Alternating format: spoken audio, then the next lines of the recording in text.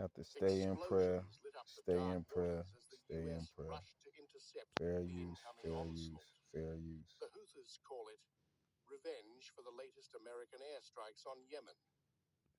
In another devastating blow, the Houthis downed an American MQ-9 Reaper drone over Damar Governorate, There will be marking the wars and 16th rumors of US drone wars. destroyed, with total losses now exceeding 900 million.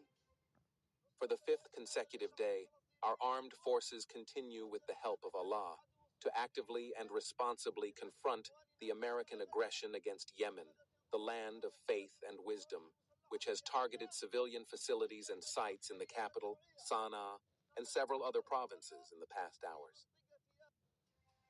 With tensions boiling over, President Donald Trump delivered a furious warning to Iran, accusing it of arming the Houthis and fueling the war. Iran must stop the sending of these supplies immediately. Let the Houthis fight it out themselves.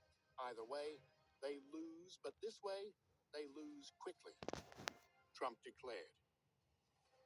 Trump vowed to annihilate the Houthis, warning that U.S. firepower would crush them if the attacks continued.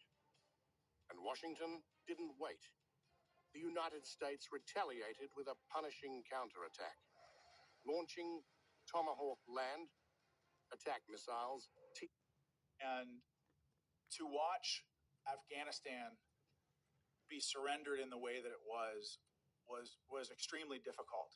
And I think something that President Trump and Secretary Hegseth really understand is that when America makes a decision to get involved in any conflict, we have a moral obligation to have a clear-cut end state to what that operation looks like, a clear exit strategy to what that operation looks like, and to make sure that victory is clearly defined. And I think in Iraq and certainly in Afghanistan over the last 20-some years, I think maybe we've struggled a little bit with those finer points. But I'll say that the President Trump and Secretary Hegseth, they understand that when America gets involved in a fight, it's our job to also end that fight as fast as humanly possible, because we have a moral obligation to win and win decisively. Otherwise, you're going to have an entire generation of American warriors wondering what the hell it was all for.